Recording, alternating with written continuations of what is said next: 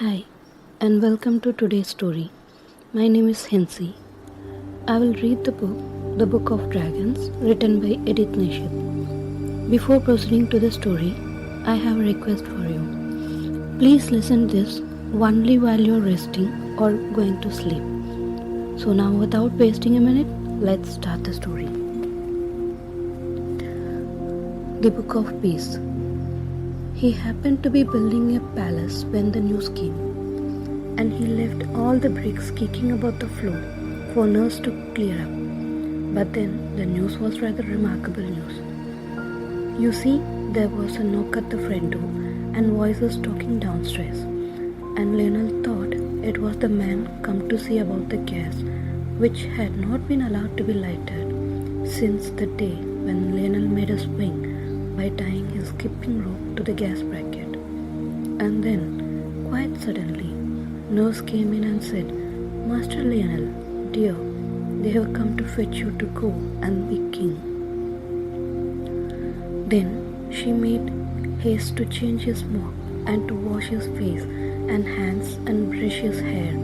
And all the time she was doing it, Lionel kept wriggling and fidgeting and saying, "Oh, don't nurse, and I'm sure my ears are quite clean, or never mind my hair, it's all right, and that'll do." "You're going on as if he was going to be an eel instead of a king," said the nurse. The minute nurse let go for a moment, Lionel bolted off without waiting for his clean handkerchief, and in the drawing room there were two very grave-looking gentlemen in red robes with fur and gold coronets with velvet sticking up out of the middle, like the cream in the very expensive janitors. They bowed low to Lionel, and the gravest one said, "Sir, your great-great-great-great-great-grandfather, the king of this country, is dead, and now you have got to come and be king." "Yes, please, sir," said Lionel. "When does it begin?" "You will be crowned this afternoon," said the grave man, who was not quite so grave-looking as the other. "Would you like me to bring nurse, or what time would I like me to be fetched?" "Hadn't I better put upon my velvet suit with the lace collar?" said Lionel, who had often been out to tea. "Your nurse will be removed to the palace later. No, never mind about changing your suit. The royal robes will cover all the tub." The grave gentleman led the way to a coach with 8 white horses, which was drawn up in front of the house where Lionel lived. It was number 7 on the left-hand side of the street as you go on. Lionel ran upstairs at the last minute, and he kissed the nurse and said, "Thank you for washing me. I wish I'd let you do the other ear. No, there's no time now. Give me the hanky. Goodbye, nurse." "Goodbye, Ducky," said the nurse.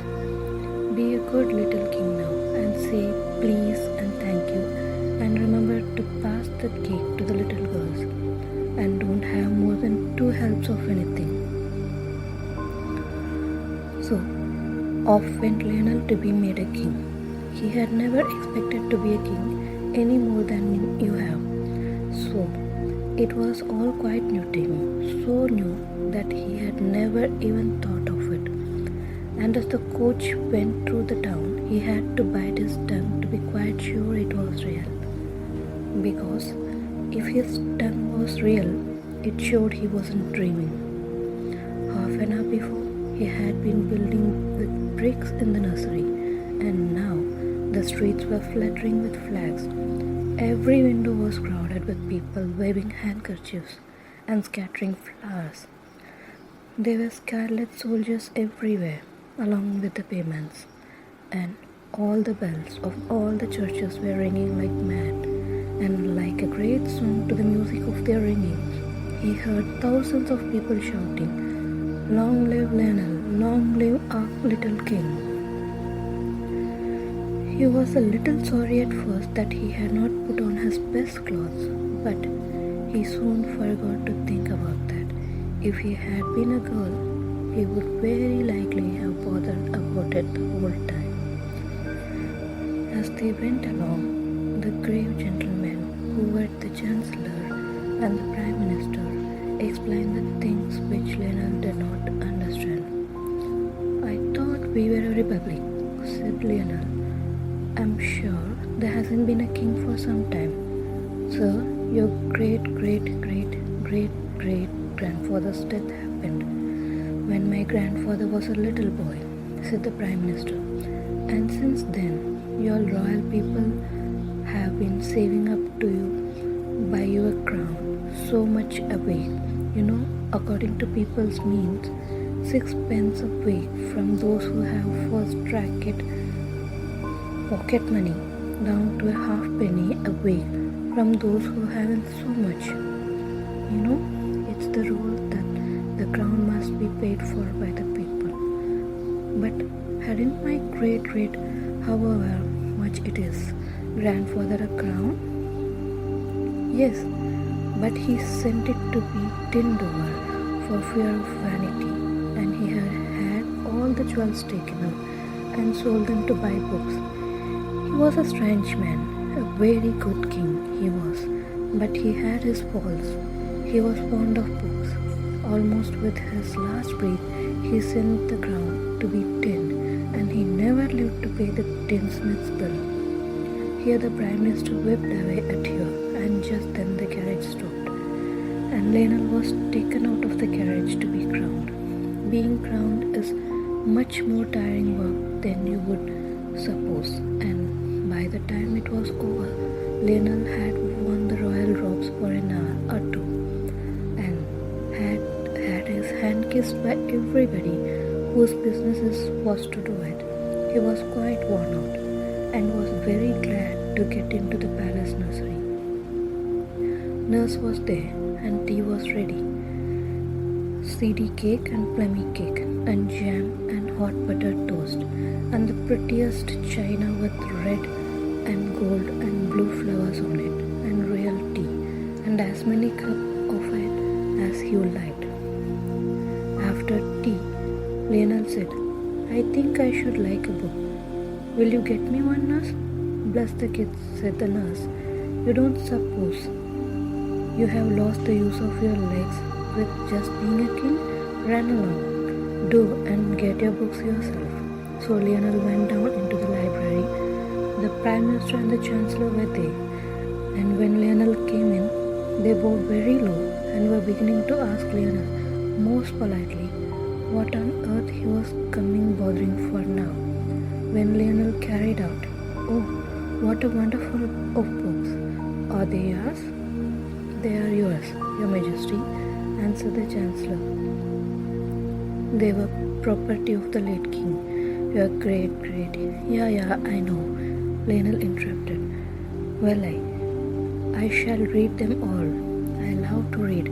I'm so glad I have learned to read. If I might venture to advise Your Majesty, said the Prime Minister, I should not read these books. Your great, yes, said Lionel quickly.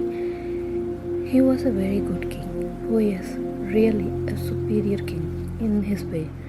But he was a little well strange. Mad?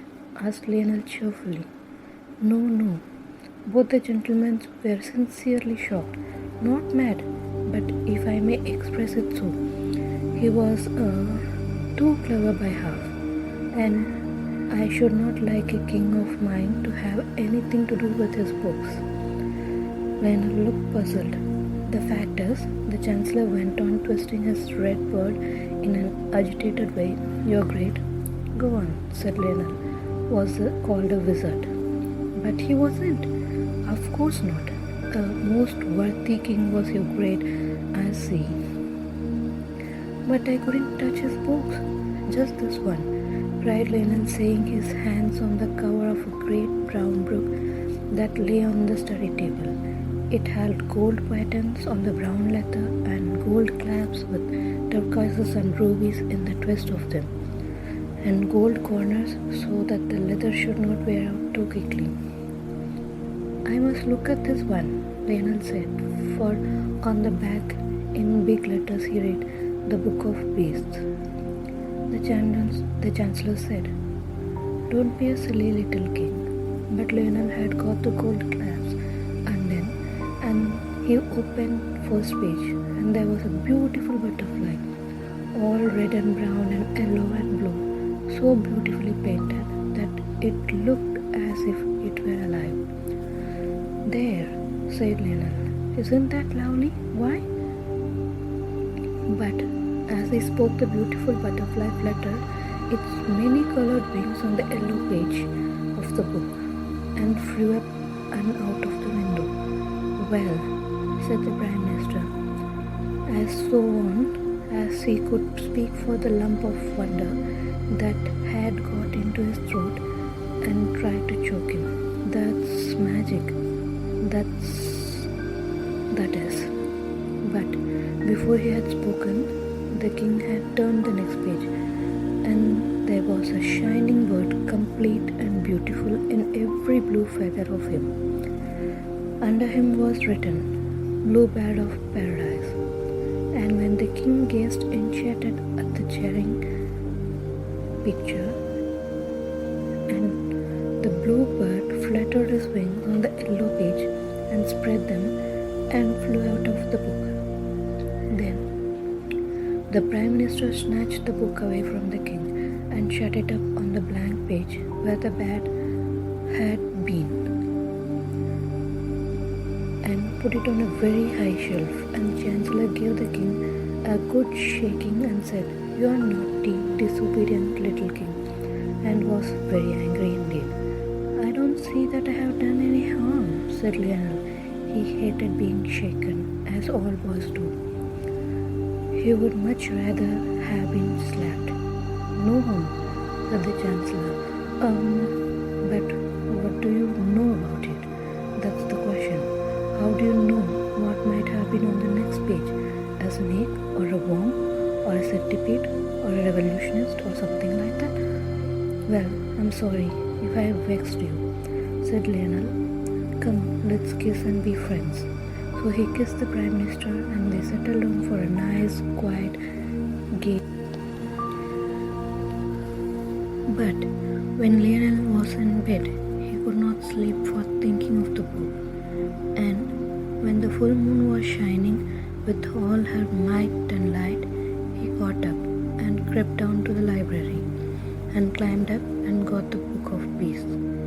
He took it outside to the terrace where the moonlight was as bright as day, and he opened the book and saw the empty pages with butterfly and bluebird of paradise underneath. And then he turned the next page. There was some sort of red thing sitting under a palm tree, and under it was written, Dragon. The dragon did not move, and the king shut up the book rather quickly and went back to bed. But the next day he wanted another look, so he took the book out into the garden, and when he unbid the clasps with rubies and turquoises, the book opened all by itself at the picture with dragon underneath, and the sun shone full on the page. And then, quite suddenly, a great red dragon came out of the book and spread vast scarlet wings and flew away across the garden to the far hills. And Lionel was left with the empty page before him, for the page was quite empty except for the garden palm tree and the yellow desert and the little streaks of red where the paintbrush had gone outside the pencil outline of the red dragon. And then Lionel felt that he had indeed done it. He had not been king 24 hours, and already he had let loose a red dragon to worry his faithful subjects' lives out, and they had been saving up so long to buy him a crown and everything. Lionel began to cry. The Chancellor and the Prime Minister and the nurse all came running to see what was the matter, and when they saw the book, they understood. And the Chancellor said, You naughty little king, put him to bed, nurse, and let him think over what he has done. Perhaps, my lord, said the Prime Minister, we'd better find out just what exactly he has done. Then Lionel fled softly and said, it's a red dragon, and it's gone flying away to the hill, and I'm so sorry, and oh, do forgive me. But the Prime Minister and the Chancellor had other things to do, just like the unforgiving Lionel. They hurried off to consult the police and see what could be done. Everyone did what they could. They sat on committees and stood on guard and lay in wait for the dragon, but he stayed up in the hills and there was nothing more to be done. The faithful nurse, meanwhile, did not neglect her duty. Perhaps she did more than anyone else, for she slapped the king and put him to bed without his tea, and when it got dark, she would not give him a candle to read by. You are a naughty little king, she said, and nobody will love you. The next day, the dragon was still quiet, though the more poetic of Lionel's subject could see the redness of the dragon shining through the green trees quite plainly. So Lionel put on his crown and sat on his throne and said he wanted to make some laws. And I need hardly say that, though the Prime Minister and the Chancellor and the nurse might have the very poorest opinion of Lionel's private judgment and might even slap him and send him to bed the minute he got to on his throne and set his crown on his head, he became infallible, which means that everything he said was right and that he couldn't possibly make a mistake. So when he said there is to be a law forbidding people to open books in schools or elsewhere, he had the support of at least half of his subjects, and the other half, the grown-up half, pretended to think he was quite right. Then he made a law that everyone should always have enough to eat, and this pleased everyone except the ones who had always had too much. And when several other nice new laws were made and written down, he went home and made mud houses and was very happy. And he said to his nurse, people will love me now, and I have made such a lot of pretty new laws for them. But nurse said, don't count your chickens, my dear. You haven't seen the last of that dragon yet. Now, the next day was Saturday, and in the afternoon, the dragon suddenly swooped down upon the common in all his hideous redness and carried off the soccer players, umpires, goalposts, ball, and all. Then the people were very angry indeed, and they said, we might as well be a republic after saving up all these years to get his throne and everything. And wise people shook their heads and foretold a decline in the national love of sport. And indeed, soccer was not at all popular for some time afterward. Lionel did his best to be a good king during the week, and the people were beginning to forgive him for letting the dragon out of the book. After all, they said, soccer is a dangerous game, and perhaps it is wise to discourage it. Popular opinion held that soccer players, being tough and hard, and had disagreed with the dragon so much that he had gone away to some place where they only play cat's cradle and games that do not make you hard and tough. At the same time, Parliament met on the Saturday afternoon, a convenient time for most of the members would be free to attend to consider the dragon. But unfortunately, the dragon, who had only been asleep, woke up because it was Saturday, and he considered the Parliament, and afterwards there were not any members left. So they tried to make a new Parliament but being a member of parliament and somehow grown as unpopular as soccer playing, and no one would consent to be elected, so they had to do without a parliament. When the next Saturday came around, everyone was a little nervous, but the Red Dragon was pretty quiet that day and only ate an orphanage. Lionel was very, very unhappy. He felt it was his disobedience that had brought this trouble on the parliament and the orphanage and the soccer players, and he felt that it was his duty to try and do something. The question was what? The blue bat that had come out of the book used to sing very nicely in the palace garden, and the butterfly was very tame and would perch on his shoulder when he walked among the tall lilies. So Lionel saw that all the creatures in the book of beasts could not be wicked, like the dragon, and he thought, suppose I could get another beast out who would fight the dragon. So he took the book of beasts out into the rose garden and opened the page next to the one where the dragon had been just a tiny bit to see what the name was.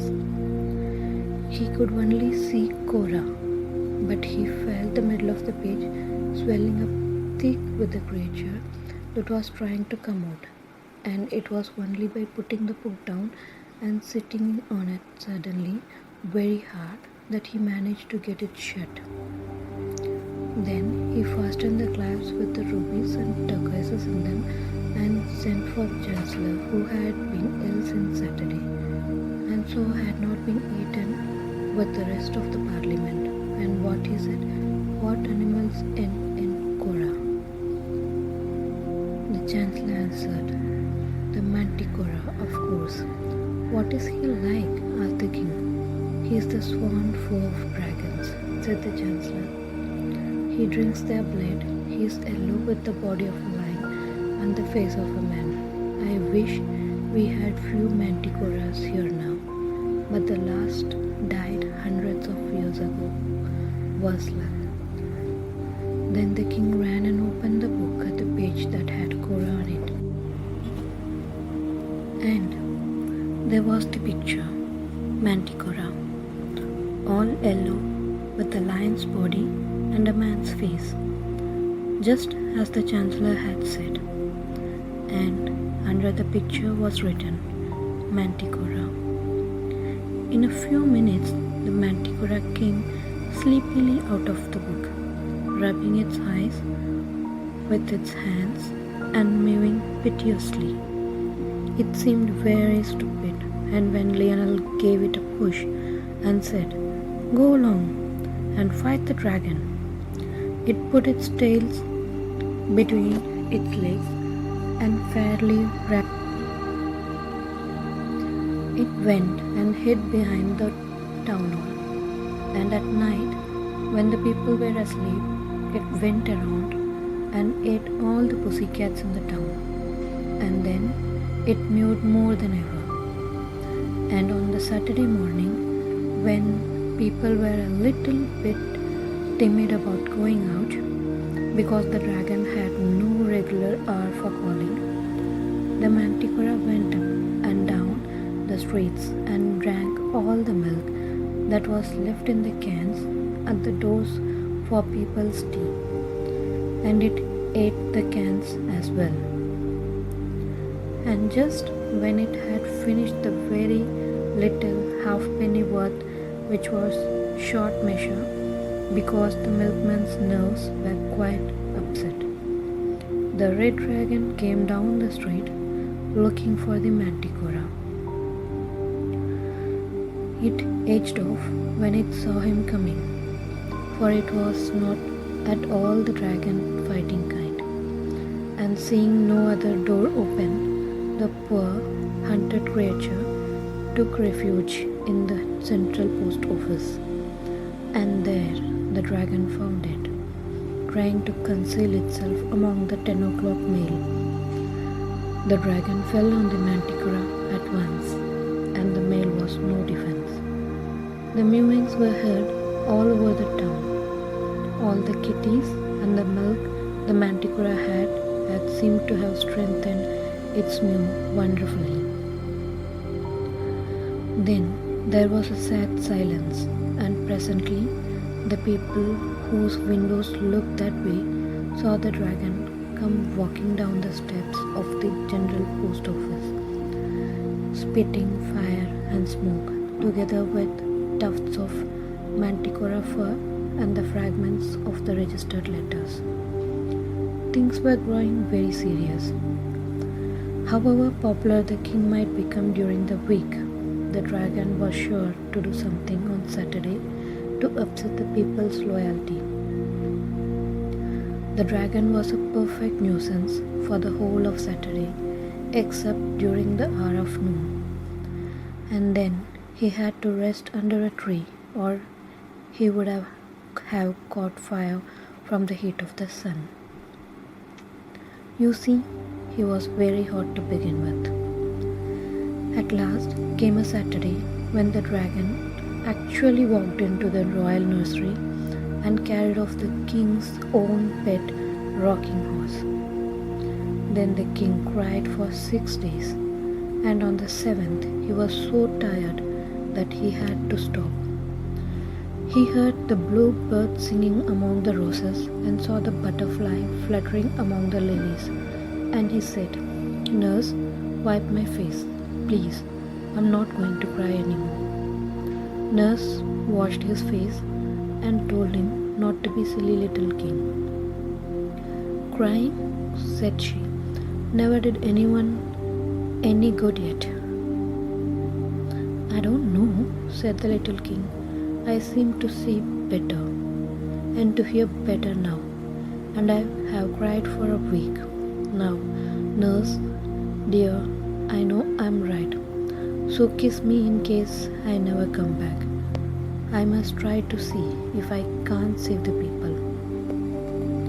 "Well, if you must," said the nurse, "but don't tear your clothes or get your feet wet." So off he went.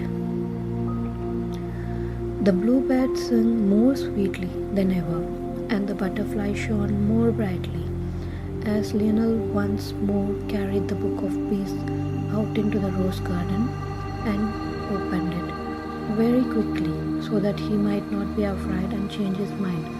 The full book fell open wide, almost in the middle, and there was written at the bottom of the page, "Hippogriff."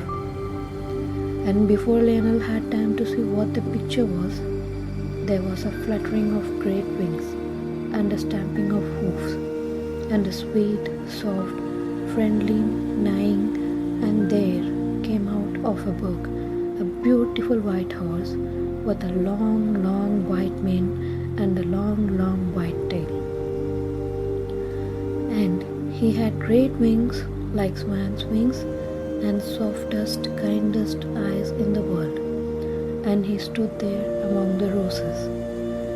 The hippogriff rubbed his silky, soft, milky white nose against the little king's shoulder, and the little king thought, "But for the wings, you are very like my poor, dear, lost rocking horse." And the bluebird's song was very loud and sweet. Then suddenly the king saw coming through the sky the great strangling, sprawling, wicked shape of the red dragon. And he knew at once what he must do.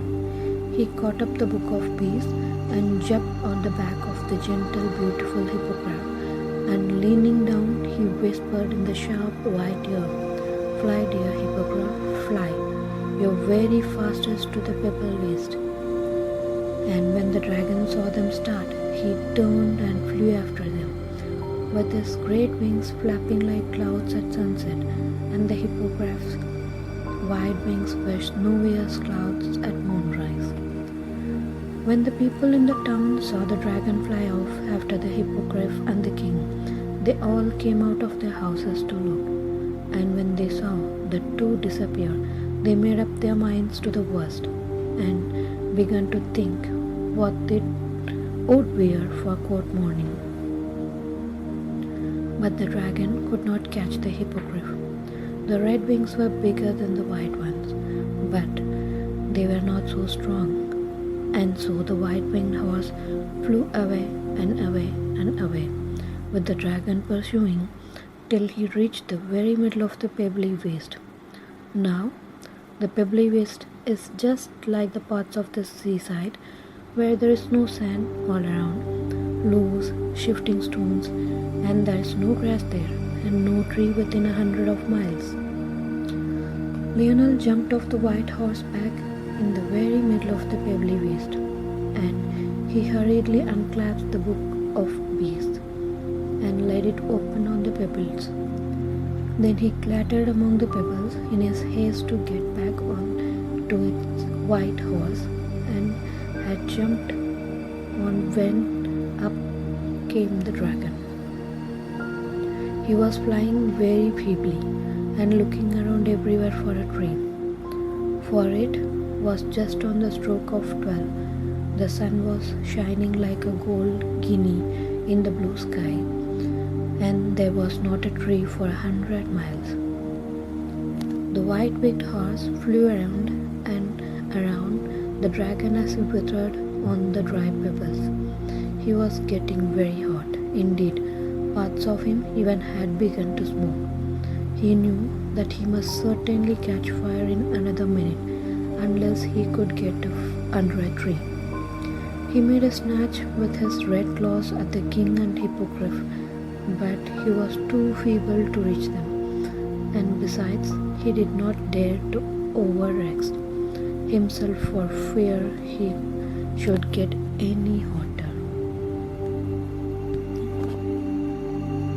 It was then that he saw the book of beasts lastly lying on the pebbles, open at the page with dragon written at the bottom. He looked and he hesitated, and he looked again, and then, with one last scream of rage, the dragon wriggled himself back into the picture and sat under the tree, and the page was a little sign as he went in. As soon as Lionel saw that the dragon had really been obliged to go and sit under his own palm tree, because it was the only tree there, he jumped off his horse and shut the book with a bang. "Oh, wow!" he cried. "Now we really have done it." And he clasped the book very tightly with the turquoise and ruby clasps. "Oh, my precious hippogriff," he cried, "you are the bravest, dearest, most beautiful." "Shh," whispered the hippogriff modestly. "Don't you see that we are not alone?" And indeed, there was quite a crowd around them on the pebble waste. The Prime Minister and the Parliament and the soccer players and the orphanage and the manticora and the rocking horse. And indeed, everyone who had been eaten by the dragon. You see, it was impossible for the dragon to take them into the book with him. It was a tight fit even for one dragon, so of course he had to leave them outside. They all got home somehow and all lived happily ever after. When the king asked the manticora where he would like to live, he begged to be allowed to go back into the book. "I do not care for public life," he said. Of course, he knew his way onto his own page, so there was no danger of his opening the book at the wrong page and letting out a dragon or anything. So he got back into his picture and has never come out since.